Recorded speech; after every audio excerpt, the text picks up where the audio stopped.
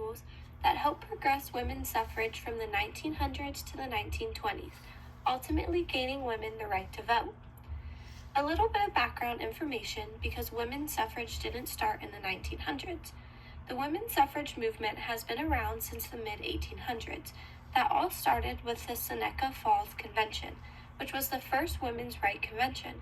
Some of the big names involved were Susan B. Anthony and Elizabeth Stanton, who formed the first women's suffrage organization called the National Women's Suffrage Association, or the NWSA, in 1869. Their main goal was to stir public debate through reform proposals and other actions, as well as trying to oppose the 15th Amendment, saying that women should be included. There was also another women's suffrage organization created called the AWSA, or the American Women's Suffrage Association. This association was run by Lucy Stone and her husband, along with other reformers. Stone created the Women's Journal, a newspaper that recorded the points of what association's meetings discussed and presented suffrage issues. This paper lasted until even after the amendment passed, but officially stopped in 1931. The AWSA became a more popular organization because the NWSA was seen as more radical. The AWSA purely focused on the right to vote, while the NWSA wanted social reforms and total equality for women. However, in 1890, the two associations merged to become the NAWSA, the National American Women's Suffrage Association. Elizabeth Stanton was the first president of this organization, but eventually was taken over by Susan B. Anthony in 1892. Now moving into the 1900s, Carrie Chapman Catt became the president of NAWSA after Susan B. Anthony. Catt was president until 1904 when she left to take care of her sickly husband. She was big on only focusing on voting rights and passage of the amendment in the states. In 1915, Catt came back to resume the presidency of the NAWSA, but was met by a divided team, split apart by strategy differences. A year after returning, she created the Winning Plan. This was a strategy that combined lobbying for state-by-state voting rights with a push for a federal amendment. What really helped Catt in the final stretch was a sum of $1 million that the New York City Magazine editor donated for the cause of women's suffrage. Catt then created the Women's Peace Party, where people advocated for peace through direct action and protests.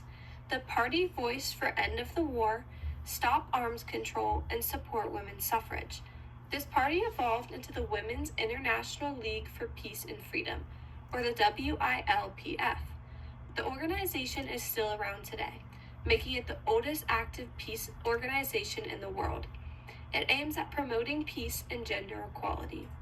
Overall, Catt believed in working within the political system, and she emphasized how women's contributions to the war effort proved their right to vote, as she hoped to gain public and political support. Two main people involved within the NAWSA were Alice Paul and Lucy Burns, who became the leaders of the Congressional Committee in 1912.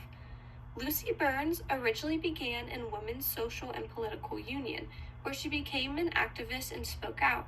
She was then arrested over and over again and imprisoned multiple times, while doing things such as speaking out on women's suffrage in the streets. On the other side, Alice Paul was born in New Jersey and earned degrees from two different universities. Paul then moved to England, where British suffragists taught her aggressive and defiant tactics, such as throwing rocks at windows and heckling. These things earned them front pages of almost every newspaper. Alice, moved by and influenced by the tactics, brought them all the way back to America. Alice and Lucy were both more radical than Catt. The two believed in aggressive and confrontational tactics, such as picketing, and had their main focus on the constitutional amendment to get the women the right to vote. While at the NAWSA, the two created a campaign for constitutional amendment. On the day before Woodrow Wilson got inaugurated, Paul organized a women's suffrage campaign. Woodrow Wilson did not like Alice Paul, as she represented unladylike and aggressive behaviors. The parade was led by Inez Milholland, a lawyer and activist who was dressed in a white robe riding on top of a white horse. This campaign had over 5,000 people from every state in the Union and had thousands of spectators who ended up screaming and harassing the marchers. Of course, the police did nothing about it, but the event did what it needed to do and brought attention to women's suffrage, making the front page of almost every newspaper. Eventually, in 1914, Alice and Lucy left the NAWSA and began their own organization called the National Women's Party, or the NWP. The NWP started out with usual tactics, such as petitioning and lobbying legislators, as well as pageants and street speaking to influence policymakers. Then came the Silent Centennials in 1917, a protest led by Alice Paul, where over 2,000 women stood outside the White House and protested Woodrow Wilson for him to acknowledge suffrage and the unfairness of not having the right to vote. Their signs contained capitalized words to show the gravity of the situation, and some even threw Wilson's words about democracy back in his face. These women stayed outside no matter the weather and didn't say a word, even when people came up to talk to them. Woodrow Wilson would walk by and tip his hat to them, seeming to be amused with the tactic. However, his daughter would always wave at the girls. When World War I came, it was time for the U.S. to become involved. A lot of people assumed the women would stop picketing, as this was a time for unity. However, Paul did not think the same and refused to let the momentum of the picketing get away. Many individuals, including other suffragists, were worried about this, but they continued their picketing. Of course, many people viewed this as unpatriotic and began to harass the women who were picketing, eventually getting to a point where the women were being thrown into traffic and harmed. Police then began to arrest the women for obstructing traffic. Over the course of a few weeks, many women were injured and around 200 were arrested and put into jail if they didn't pay their due. While this was happening came the Night of Terror. Many imprisoned women were arguing with guards, stating that they should be treated as political prisoners and not subjected to the horrible conditions that they were given. W.H. Whitaker, the superintendent, did not listen to their demands and became outraged, sending his guards to assault and brutally injure many women, throwing them into rat-infested cells. The women suffered heart attacks, were knocked unconscious, and handcuffed to walls.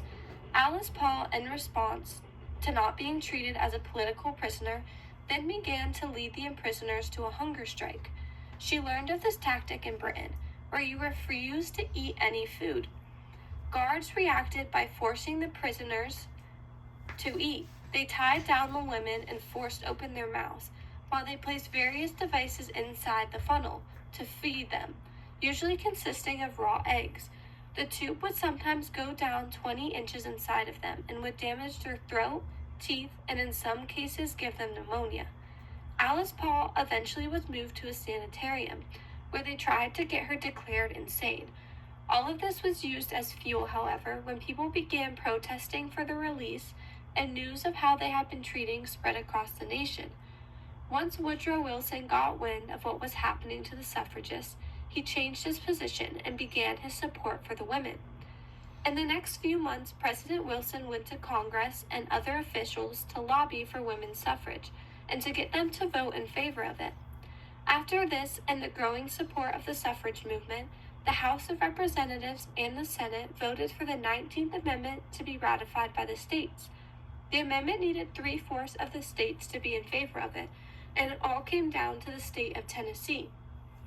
Tennessee was not looking like it would say yes, as many people in the state did not support the ratification. It all landed on a man named Harry Burns. Burns had initially said no on the matter, but then received a phone call from his mother telling him to vote yes. And when it came down to the vote, he did in fact say yes. The 19th Amendment was officially ratified on August 8, 1920. Women now had the right to vote and to say about what happens in our government. However, after the amendment was passed, women's suffrage did not just come to a stop. This was a milestone, but not the end. Alice Paul drafted the Equal Rights Amendment, which guaranteed all people the right to vote, regardless of their gender. However, this did not end up getting passed. This did not stop Paul as she continued to lobby for all women's equality, not only in the United States but around the world. Eventually, in 1965, the Voting Rights Act was passed by Lyndon B. Johnson that allowed women of color to vote. Carrie Chapman Catt, after the 20th Amendment was passed, created the League of Women's Voters to help women engage in politics. The organization is still around today and is a huge group that is seen in almost every state to help people register for voting, increase voter turnout, and provide voting information. In 1963, President Kennedy signed into effect the Equal Pay Act. The act made it illegal to pay a woman less than a man for the same job, marking another win for women's equality. Women's suffrage has come a long way, but still continues on today. Though the main goal of most of the organizations early on was to gain women the right to vote, it has turned into so much more. From making us sure women are completely equal to men in pay and in treatment, to making sure the government keeps their hands off of our bodies. Whichever struggle women have to fight next, they are already ready.